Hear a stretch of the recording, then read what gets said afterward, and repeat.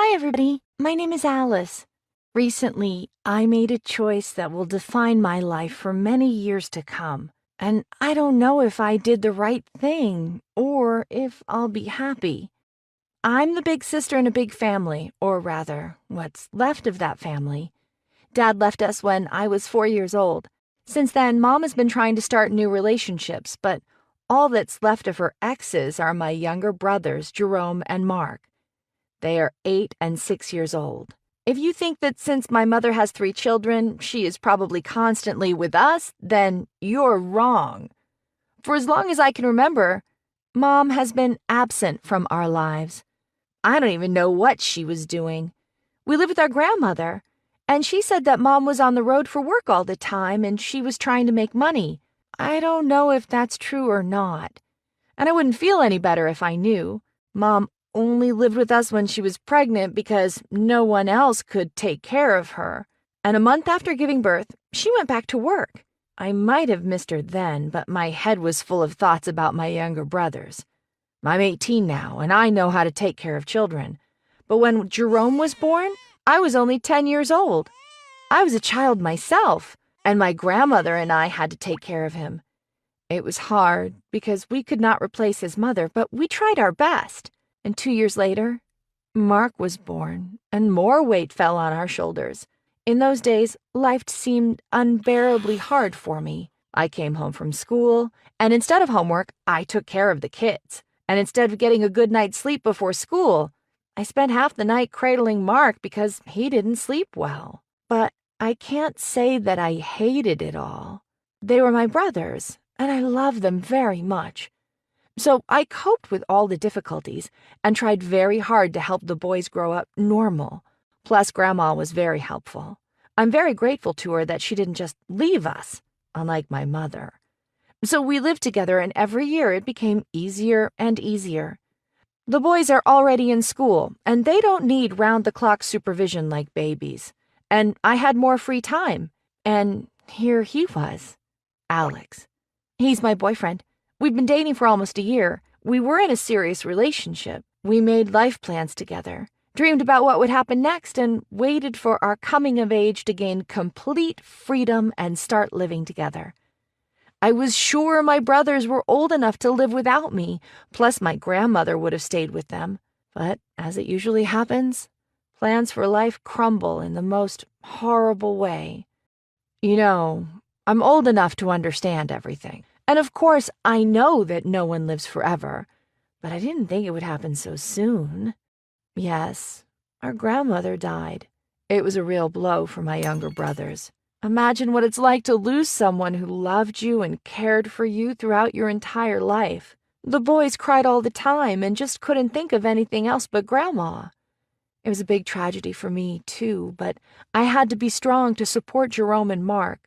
The whole time I was trying to calm them down and assure them that everything would be all right. But at the same time, I wanted to hide from the whole world and cry. My boyfriend sympathized with me and tried to help, but nothing could distract me from my grief. I couldn't even get my mind off those dark thoughts. Imagine that. At the age of 17, I had to deal with a funeral. I had to make a lot of unpleasant calls and organize everything. It was just awful. So big changes were waiting for us. Since my brothers and I were underage, we couldn't just go on living together. We needed a guardian. So we had to be reunited with our mom. That wasn't easy either. I haven't seen her in years. We talked on the phone every few months at most. So she came to the funeral and we talked very awkwardly. Mom looked like she wasn't sad that Grandma was dead. It was weird. Apparently, she was gone too long and had lost the link with the people in her family. But Mom seemed happy to be reunited with us. She said we would have a new life and we would be fine. Her positivity seemed odd given the circumstances. We were still at Grandma's funeral and she was smiling and happy. Anyway, we moved in together. Generally, everything was as normal as it could be after such a shock. The more time we spent together, the more I started to notice strange things. The boys continued to be sad, and our mother could not find the key to cheer them up. She acted like nothing had happened. She just didn't understand that they needed attention and she just needed to talk to them. Instead, she was getting nervous and acting weird. Sometimes she'd get mad at us, scream, and make us go to our rooms. And sometimes, on the contrary, she was so upset that she could not hold back tears right as we were having dinner. I thought she was acting like this because she couldn't get along with her kids. In the end, she behaved like a child herself. Day by day, things got even weirder. Do I even have to say all the care for Jerome and Mark fell on my shoulders? Mom didn't even know what children needed. Of course, all our childhood she was everywhere but with us. It's like I went back 5 years. I had to feed the boys again, get them to school every morning, and get them home. I was very tired of this life, and my only outlet was Alex. My boyfriend supported me, and he was the only one who cared about me. I tried to spend as much time with him as possible, because it was only with him that I could forget about my endless worries and problems and relax. He asked me to move in with him many times, but then I couldn't just leave the boys at home with their mother, who was incapable of caring for them. I dreamed that things would get better at home and I would finally be free. Alex understood that I was going through a difficult period and I just needed time. It's in these moments when relationships are tested for their strength. And we passed that test. After so many problems, we were still together. It was amazing. I loved him dearly, and I was ready to give him my whole heart. I was hoping things would get better soon and we could make our dreams come true. Things began to improve at home. The boys cheered up a little, and Mom's mood swings gradually diminished. In general, life in the house had become much more comfortable. I even thought that in a month, by my birthday, everything would be just fine. The day that I turned 18, Jerome and Mark woke me up early in the morning. They made me presents, and my mother made me a delicious breakfast. I was surprised by how she handled it. Then Alex picked me up and we spent the whole day together. Everything was perfect. And in the evening, in a romantic setting, he made me the happiest girl on the planet. He said he had waited long enough, and he thought it over. Alex said he wanted to spend the rest of his life with me. And then he asked me to marry him and move to another city. We understood that at first we would have no money at all and we would have to work hard, but we would be together. It was the fresh start that we needed so badly because we were very tired of these endless challenges. It was awkward and chaotic, and we didn't know what was coming, but I said yes. Yes, I agreed. It was exactly what we dreamed about. We lived that dream, and Alex had been saving money for it for a long time. Plus, there was a normal atmosphere at home, so I could finally leave my mom to take care of my brothers. When I got home, I couldn't wait to share what had just happened. Jerome and Mark were overjoyed by the news, but I didn't expect my mother's reaction at all. I told her I was getting married and moving, and she was surprised at first, and then she started crying. And they weren't tears of happiness. She ran out of the house crying and left in an unknown direction. It was a very strange reaction.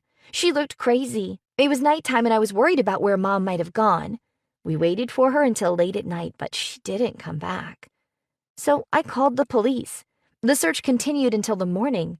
They found her on a bench in the park. She was just sitting there and crying. I couldn't believe my marriage could upset her so much, but then she admitted it wasn't just sadness. It started a long time ago. Mom's mood swings weren't random. She had something called bipolar disorder, and her emotional roller coasters are a part of her illness. When I said I was leaving, it came as a shock to my mother, who had just been reunited with her kids, and this caused another change in Mom's mood. My grandmother was old school. She just thought Mom had a bad temper, and she had no idea that my mother needed help. In fact, my mother, all this time, was not working.